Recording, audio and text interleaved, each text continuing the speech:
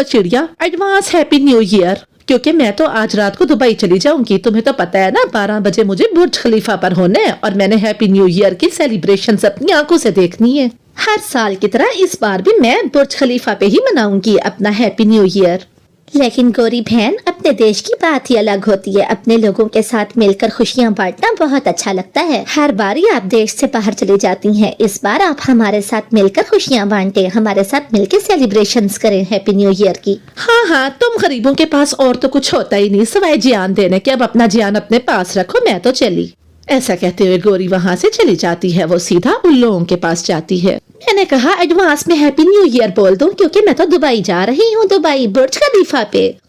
अरे गोरी, तुम क्या जानो अपने देश की बात। अपने देश की बात तो सबसे अलग है।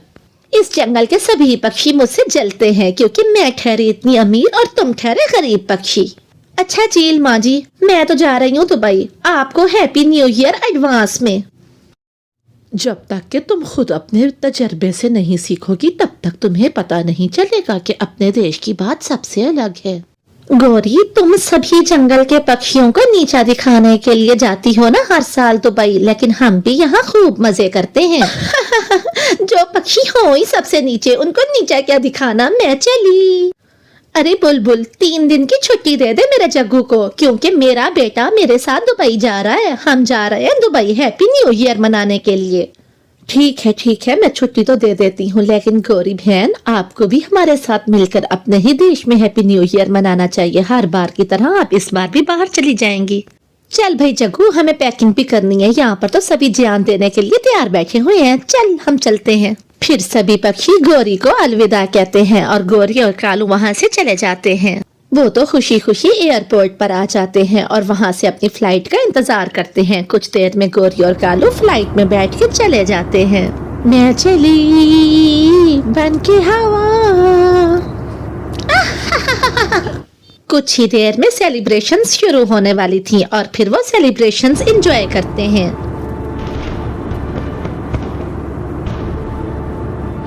इधर चिड़िया और बाकी के पक्षी भी अपने देश में बैठ के केक काटते हैं और सेलिब्रेशंस करते हैं। वो बहुत खुशी खुशी मिल बांट के खुशियां बांटते हैं। हाय कालू, अच्छी कालू, मुझे तो बहुत अच्छी जुकाम हो गया। यहाँ पर तो पक्षी को पक्षी ही कोई नहीं समझता, मुझे कोई पूछ ही नहीं रहा। हाँ गोरी, और तो और डॉक्टर्स भी पक्षी को पक्षी नहीं समझते इधर के, तो अब हमें चलना चाहिए। अच्छा कालू, कब घर पहुँचेंगे हम? कुछ देर में वो दोनों घर पहुंच जाते हैं। गोरी, यहाँ तो बहुत तेज बारिश है। अब मुझे बताओ, इस बारिश में भोजन कहाँ से खाएंगे हम? अच्छी, और कालू, इस बारिश में भोजन की कमी तो है ही है। हमें तो कोई पक्षी अब पूछेगा भी नहीं। चिड़िया, तुमने सुना है गौरी घर आ गई है और वो बहुत बीमार है। मिठू भैया, अगर ऐसी बात है फिर तो हमें अभी गौरी के पास जाना होगा, उसकी तबीयत पूछने के लिए। फिर चिड़िया थोड़ा सा सूखा दाना उठाती है और गौरी और कालू के पास चली जाती है। ये लें गौरी, ये मैंने मुश्किल वक्त के लिए जमा करके रखा था, आप ये खा लीजिए। आपकी तबीयत खराब है मैंने सुना है। चिड़िया बहन, तुम्हें क्या बताऊं, अपने देश की बात तो अलग ही होती है। तुम सही कहती थी, वहाँ तो कोई हमें पूछता ही नहीं। हाँ चिड़िया, मुझे अब समझ आ गई है।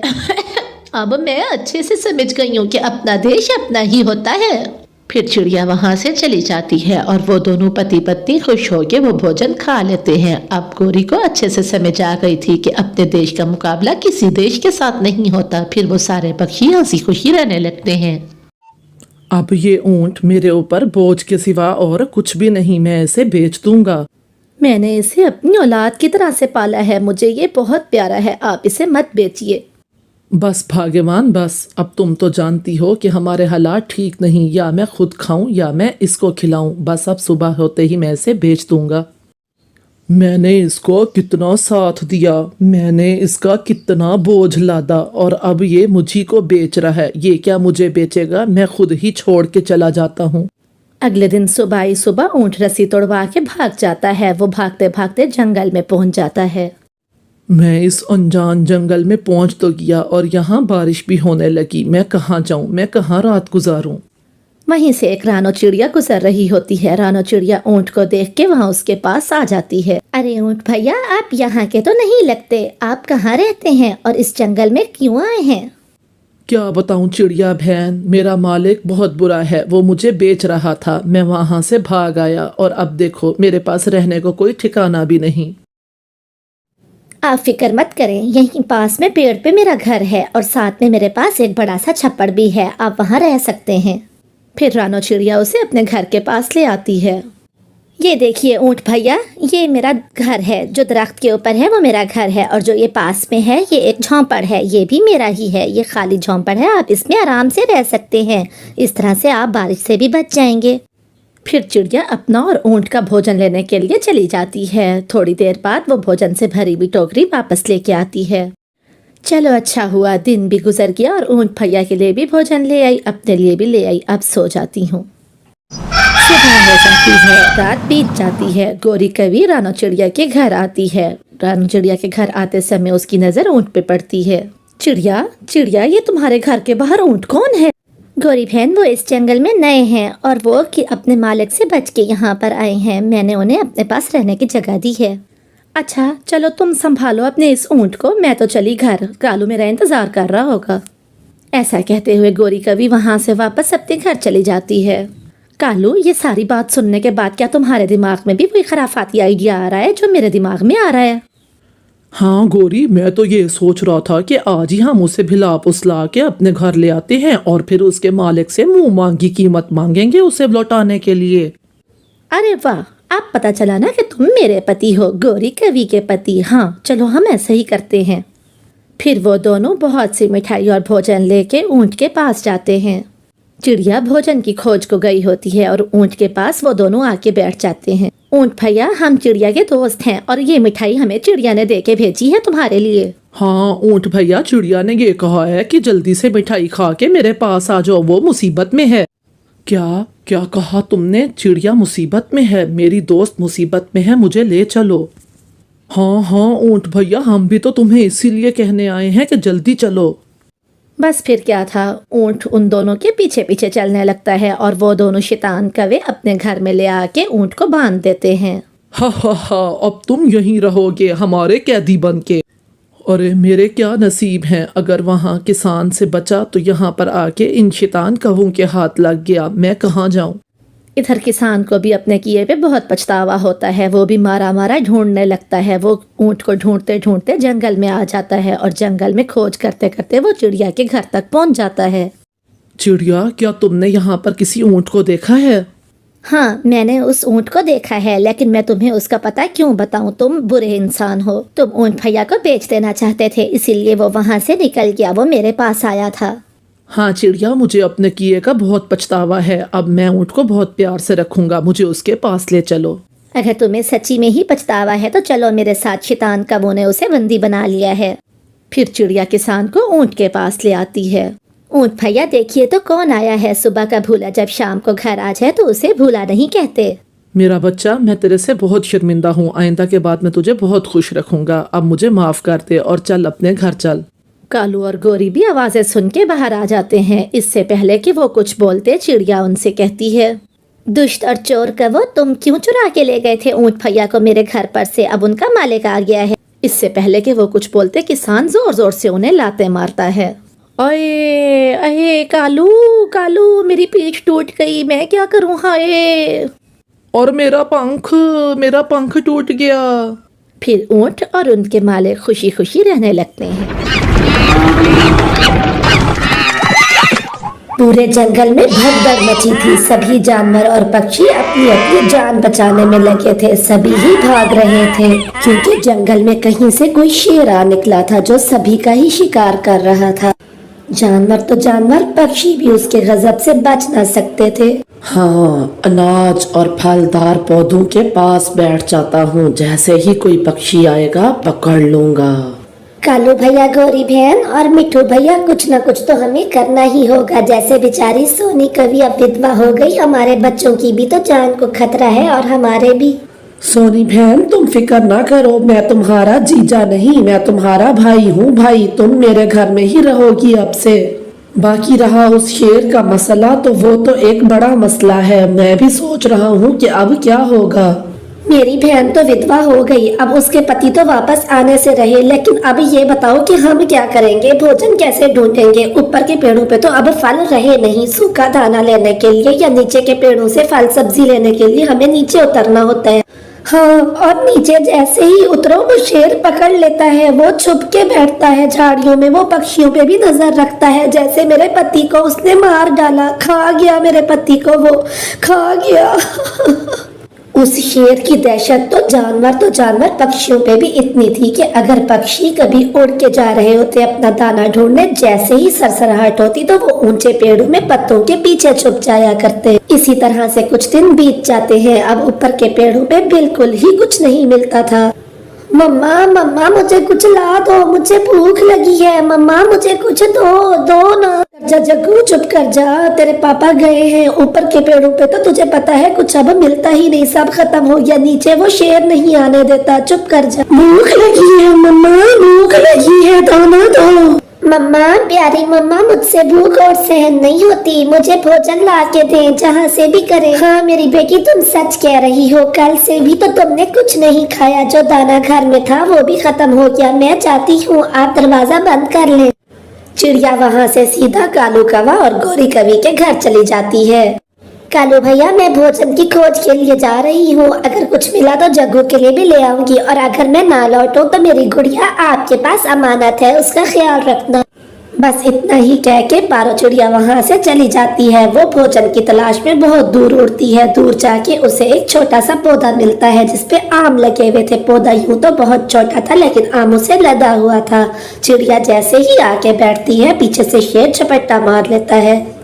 छोड़ दो, मुझे छोड़ दो, मेरी गुड़िया भूखी है, मुझे अपनी बच्ची के पास जाने दो, मुझे उसके लिए भोजन लेके जाने दो। मैं वैसे भी इतनी छोटी हूँ, तुम्हारा पेट नहीं भरेगा। यही छोटे पक्षी और जानवर तो मेरे हथे आते हैं, बड़े तो भाग जाते हैं। आखिर मैं बूढ़ा जो हो गया हूँ, तुम्हें छोड़ दिया तो मैं क्या खाऊंगा। दूसरी तरफ जंगल के उस इलाके के कुछ पक्षी डंडा लेके शेर का पीछा कर रहे होते हैं। वो जैसे ही शेर को देखते हैं, डंडों के साथ उस पर टूट पड़ते हैं। वो वार पे वार करते हैं। शेर बेहोश होने वाला होता है और वो चिड़िया को छुड़वा के वहाँ से ले जाते हैं। चिड़िया अपने घर तो आ गई थी, लेकिन खौफ के कारण उसकी तबीयत खराब हो जाती है। मुझे माफ कर दे मम्मा, मुझे माफ कर दे, ना मैं आपको भोजन के लिए जिद करती और ना आपका ये हाल होता। खुद को दोष मत दो मेरी प्यारी बच्ची, भोजन तो आखिर लाना ही था, तुम्हारे लिए भी और अपने लिए भी। मेरी जान बच गई, यही भी बहुत है मेरी प्यारी बेटी। इसी तरह से कुछ दिन बीत जाते हैं और फिर एक सुबह तेज बारिश शुरू हो जाती है। बारिश तो 2 दिन तक जारी रहती है। बारिश इतनी तेज थी कि पक्षी अपने घरों से निकल भी नहीं सकते थे, लेकिन फिर भी क्या, आखिर भोजन तो खोज करना ही था ना। पक्षियों ने अपने बच्चों को जो खिलाना था। बस कौवा और रानो चिड़िया वहां से जाते हैं भोजन की खोज के लिए। वो बारिश में ही उड़े जा रहे होते हैं कि रास्ते में उसको शेर दिखाई देता है। तेज बारिश के कारण शेर बहुत बीमार हो गया था और वो चिल्ला रहा होता है। चिड़िया तुरंत उसके पास आ जाती है। शेर जी आपको क्या हो गया? आपको तो बहुत तेज बुखार है। मैं भूखा हूँ और मुझे बुखार भी है और मेरे पास रहने की भी जगह नहीं। आप परेशान न हो शेर जी, यहीं पर एक गुफा है, मैं आपको वहाँ छोड़ आती हूँ। फिर चिड़िया अपने घर से उसके लिए गरम गरम सेवियां लेके आती है। शेर बहुत खुश हो जाता है। मैंने तुम्हारे साथ इतना बुरा किया, लेकिन तुम अपनी जान को जोखिम में डाल के मेरे लिए इतना कुछ कर रही हो चिड़िया। शेर जी मेरी बड़ों ने मुझे ये सीख दी है कि कोई भी मुसीबत में हो तो हमें उसकी मदद करनी चाहिए, हमें सबके साथ भला करना चाहिए। सिर्फ तुम ही हो चिड़िया जिसने मेरे बारे में ऐसा सोचा। बाकी जवान शेरों ने मुझे अपने जंगल से भी निकाल दिया। मेरे परिवार ने भी मेरा ख्याल नहीं किया, उन्होंने भी मेरी परवाह नहीं की और मैं अपना जंगल छोड़ के यहाँ आ गया। इसीलिए मैं वैशी बन गया और मैं सभी पक्षी और सभी जानवरों को खाने लगा, पकड़ने लगा। अगर ऐसी बात है तो शेर जी आप हमारे महाराज क्यों नहीं बन जाते? हमें एक महाराज की जरूरत है। मैं ऐसा करती हूँ, आज ही पक्षियों से बात करती हूँ। आपको भी वचन देना होगा, आप एक अच्छे महाराज बन के जनता का ख्याल करेंगे और आप एक अच्छे शेर बन के रहेंगे। शेर को ये कहने के बाद चिड़िया वहाँ से उड़ती हुई चली जाती है। अगले दिन वो सभी ही पक्षियों को इकट्ठा करती है और उनसे बात करती है। इस तरह से पक्षियों हमें एक अच्छे महाराज मिल जाएंगे और उनको एक जंगल मिल जाएगा, अपना घर मिल जाएगा। हाँ चिड़िया, कहती तो तुम ठीक हो, हमारे जंगल में कोई महाराज भी तो नहीं है, इसीलिए कोई ना कोई शिकारी जानवर आके हमारा शिकार करता रहता है और शिकारी पक्षी भी हमें बहुत तंग करते हैं। तो बस ठीक है, अगर शेर जी ये वचन देने को तैयार है कि वो हमारी रक्षा करेंगे तो मैं आज ही सभी जानवरों से बात करता हूँ। जानवर अगर मान जाएंगे तो सभी पक्षी भी मान जाएंगे। हम इन्हें आज ही महाराज बनाते हैं।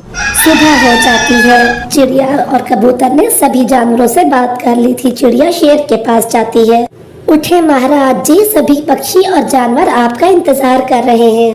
क्या कहा महाराज? और मैं महाराज हूँ? चिड़िया, तुम्हारा ये एहसान मैं कभी नहीं भूलूंगा। फिर चिड़िया शेर को लेके वहाँ से चली जाती है और वहाँ आ जाती है जहाँ सभी जानवर इकट्ठे हुए थे। जानवर और पक्षी महाराज के इंतजार में इकट्ठे हुए थे एक जगह पर। बस फिर क्या था, चिड़िया और शेर भी पहुँच जाते हैं। उनमें से गाय बोलती है, महाराज जी, हम आपको महाराज बनाते हैं। महाराज की जय हो, लेकिन आपको भी वचन देना होगा। आप हम सब की रक्षा करेंगे और आप हमारा शिकार नहीं करेंगे। आप सभी ने मेरे लिए इतना किया है तो मैं भी वचन देता हूँ, मैं आप लोगों का शिकार कभी नहीं करूँगा और बाकी के शिकारी जानवरों और पक्षियों से भी आपकी हिफाजत करूँगा। आज से इस जंगल को और आप लोगों को कोई बुरी नजर से नहीं देख सकेगा, ये मेरा वादा है। फिर सभी जानवर और पक्षी खुशी से महाराज की जय हो, महाराज की जय हो के नारे लगाने लगते हैं। जंगल में खुशहाली फिर से लौट आती है। सभी पक्षी और जंगल के जानवर खुशी खुशी और आजादी के साथ अपना भोजन ढूंढते और रहते थे। तो मम्मा, इस हालत में आप कैसे काम करेंगी? आप मत जाइए, आपकी जगह सारा काम मैं करूंगी आज। लेकिन बेटी, झाड़ू पोछा और बर्तन, इतना सारा काम तुम कैसे कर पाओगी? मुझे किसी न किसी तरह से आज जाना होगा मेम साहब के घर। मम्मा, मैं आपकी बेटी हूँ, मैं सारा काम कर सकती हूँ। आप फिक्र न करें, मैं आपको शर्मिंदा नहीं करूँगी। अब मैं चलती हूँ मेम साहब के घर। ठीक है बेटी, तुम जाओ और काम करने के बाद फौरन से ही घर लौट आना। इधर उधर की बातों में मत पड़ जाना। गुड़िया की माँ अमीर हमसाई के घर में काम करती थी, लेकिन उसने गुड़िया को कभी इस बात का एहसास नहीं होने दिया था। उसने गुड़िया की हर ख्वाहिश पूरी की थी। आज काम पर गुड़िया गई हुई थी। गुड़िया झाड़ू लगा रही थी कि सुजू बोलता है, आंटी, मेरी बुक कहाँ है? वो उधर अलमारी में रखी है मैंने आपकी बुक। माफ कीजिएगा, मैं समझा कि पारो आंटी काम कर रही हैं। मम्मा की तबीयत ठीक नहीं है, इसीलिए आज मैं उनकी जगह काम पर आई हूँ। लेकिन क्या आप ये सारा काम कर सकती हैं? पारो आंटी की तो आदत है काम करने की, आप कैसे करेंगी? भले ही मम्मा मुझसे घर का काम नहीं करवाती, लेकिन मम्मा ने मेरी तरबियत बहुत अच्छी की है। मुझे सारा काम आता है। अब अगर आप इजाजत दें तो मैं काम कर लूँ।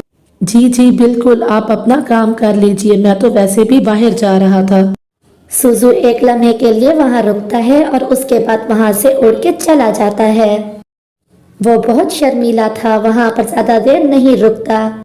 गुड़िया भी जल्दी से अपना काम खत्म करती है और वहाँ से वापस चली जाती है अपने घर। घर में जाके वो अपनी माँ को सारी बात बताती है। मम्मा, मालकिन तो घर थी ही नहीं, एक लड़का था बस। हाँ बेटी, मालकिन ने आज किसी काम से जाना था, वहाँ पर सुजू होगा। सुजू सिर्फ अपने काम से काम रखता है, बहुत शर्मीला है। तुम्हें देख के वो वहाँ से चला गया होगा। वो अभी यही बातें ही कर रही थी कि सुजू आता है। आंटी जी, मम्मा ने कहा है कि हमें गुड़िया का काम बहुत अच्छा लगा है। जितने दिन आप बीमार हैं, गुड़िया ही काम पे आ गया करे। हाँ बेटा सुजू, मम्मा से कहना अभी कुछ दिन तक तो गुड़िया ही आएगी। जब तक मैं पूरी तरह ठीक नहीं हो जाती, गुड़िया ही मेरे हिस्से का काम किया करेगी। ये बात करने के बाद सुजू वहाँ से चला जाता है। अगले दिन गुड़िया वहाँ पर झाड़ू लगा रही होती है कि मालकिन अपने बेटे सुजू से कहती है, बेटा सुजू, जरा झरने से जाके लाल गुलाब के फूल तो लेके आओ। लेकिन मम्मा, मैं तो झरने पे कभी नहीं गया, मुझे वहाँ का रास्ता नहीं आता, मैं कैसे जाऊँगा वहाँ तक? बेटी गुड़िया सुनो, जरा तुम्हें तो झरने के रास्ते का पता होगा। सुजू के साथ जाओ, इसने गुलाब के फूल तोड़ने हैं। जी अच्छा मालकिन। वो दोनों झरने पे चले जाते हैं। सुजू फूल तोड़ लेता है। सुजू कहता है, सुनिए, मैं आपसे कुछ कहना चाहता हूँ। जी जी बोलिए, आपको क्या कहना है, मैं सुन रही हूँ। वो बात ये है कि आप मुझे बहुत अच्छी लगने लगी हैं। मैं आपसे शादी करना चाहता हूँ। क्या आप मुझसे शादी करेंगी? लेकिन आपकी मम्मा इसके लिए कभी राजी नहीं होंगी। मैं अपनी मम्मा को किसी न किसी तरह मना लूंगा। पहले आप अपनी मर्जी तो बताइए, क्या आप राजी हैं इस रिश्ते से? गुड़िया एक फूल उसकी तरफ फेंक देती है और खुद उड़ के वहां से चली जाती है। वहीं पास में गौरी कभी बैठी ये सब देख रही होती है। वारे गरीब चिड़िया, तू ख्वाब देखेगी महलों में रहने के, अभी जाके सूजू की माँ से बात करती हूँ। ऐसा कहते हुए गौरी कभी वहां से उड़ती हुई सीधा सूजू की माँ के घर आ जाती है। अरे बहन, अपनी आंखों से देख के आ रही हूँ, तुम्हारा बेटा उस गरीब चिड़िया नौकरानी चिड़िया के साथ बैठा प्यार मोहब्बत की बातें कर रहा था। वो तुम्हारे बेटे को फंसा रही है। लेकिन मैं नहीं मान सकती, ना मेरा बेटा ऐसे है और ना वो बच्ची गुड़िया ऐसी है। ये कैसे हो सकता है? इस कैसे वैसे को छोड़ो और गुस्से से बात करो अपने बेटे सूजू से, और इसको मैं तो कहती हूँ दफा करो, पारो चिड़िया को काम से ही निकाल दो। मैं तुम्हें कोई और काम वाली ढूंढ दूंगी। लेकिन मामा, उसने खुद मुझे प्रपोज किया है तो कुछ सोच के ही किया हो। बेटी गुड़िया, समझने की कोशिश करो, उसकी माँ कभी इस रिश्ते के लिए राजी नहीं होगी। लेकिन मामा, उसने मुझे खुद कहा है कि मैं अपनी मम्मा को मना लूंगा। अच्छा चलो ठीक है, जो होगा देखेंगे, लेकिन कल से तुम काम पे नहीं जाओगी। अब मैं ठीक हो गई हूँ, कल से काम पे मैं खुद जाऊंगी। मम्मा, क्या आप नहीं चाहती कि मैं खुश रहूं? मेरी खुशी इसी में ही है। वो सब तो ठीक है बेटा, अगर कोई भी लड़की होती मैं तुम्हें उसके साथ ब्याह देती, लेकिन वो एक काम वाली है। काम वाली तो वो अब है ना मम्मा, जब वो इस घर में आ जाएगी तो मालकिन बन के रहेगी ना, काम वाली थोड़ी ना होगी। वाह बेटे वाह, क्या बात है, अभी बीवी घर आई नहीं और मालकिन उसको पहले से ही बना दिया। अगले दिन पारो चिड़िया काम कर रही होती है कि वहीं पर ही गौरी कवि एक मैना को लेके आ जाती है। मैना और गौरी कवि घर के अंदर आ जाती हैं। ये देखो पिंकी चिड़िया बहन, मैं ले आई हूँ एक मैना को। मैंने कहा था ना मैं काम वाली ला दूंगी, ले आई हूँ मैं। लेकिन नई काम वाली लाने को मैंने तो आपसे नहीं कहा था। नई काम वाली का जिक्र सुन के पारो चिड़िया भी वहाँ आ जाती है। मालकिन, क्या मुझसे कोई गलती हो गई है कि आप मेरी जगह नई काम वाली रख रही हैं? गलती तुमसे नहीं, तुम्हारी बेटी से हुई है। डोरे डाल रही है वो सूजू के ऊपर। काम वाली बाई हो के सपने देख रही है महलों में रहने के। गौरी, खबरदार खबरदार, मेरी बेटी के बारे में एक शब्द भी तुमने कहा तो मुझसे बुरा कोई नहीं होगा। कहूंगी कहूंगी, क्या कर लोगी तुम छोटी चिड़िया काम वाली बाई? अरे अरे, झगड़ा खत्म करें। गौरी, आपने अच्छा किया कि आप काम वाली को ले आई, मुझे काम वाली की जरूरत थी। अगर आपने फैसला कर ही लिया है मालकिन नई काम वाली रखने का, तो मेरा यहाँ क्या काम, मैं अभी चली जाती हूँ। मैं और मेरी बेटी ये जंगल भी छोड़ के चले जाएंगे, हो सके तो हमें माफ कर दीजिएगा, मैं चलती हूँ यहाँ से। ऐसे रोते हुए पारो चिड़िया वहाँ से चली जाती है। शाम भी हो जाती है, सूजू घर आ जाता है। सूजू बेटा, चले मेरे साथ, आपको कहीं चलना है। लेकिन मम्मा, शाम हो गई है, कुछ बताएं तो सही कि हमें कहाँ जाना है इस समय। सूजू बेटा, बहस मत करें, मैंने कहा ना आप चलें मेरे साथ। ठीक है मम्मा, चलें। पिंकी चिड़िया और सूजू गुड़िया और उसकी माँ के घर आ जाते हैं। वो दोनों डर जाते हैं कि ये अब बेइज्जत करने आए हैं। पारो बहन, आज मैं आपसे कुछ मांगने आई हूँ, मुझे इनकार मत कीजिएगा। लेकिन मैं आपको क्या दे सकती हूँ, मुझ गरीब के पास आपको देने के लिए है ही क्या। मैं आपसे अपनी बेटी गुड़िया का हाथ मांगने आई हूँ। मुझे गुड़िया पसंद आ गई है, मुझे सूजू के लिए गुड़िया दे दीजिए। वो सब तो ठीक है मालकिन, लेकिन आपने तो नई काम वाली भी रख ली थी।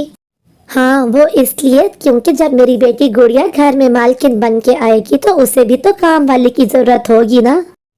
मम्मा, क्या ये सच है? मैं कोई सपना तो नहीं देख रहा मम्मा, ये तो वाकई बहुत बड़ा सरप्राइज है मेरे लिए। थैंक यू वेरी मच मम्मा। बहन जी, 3 दिन बाद मैं बारात लेके आऊंगी आपके घर, तैयारी कर लें।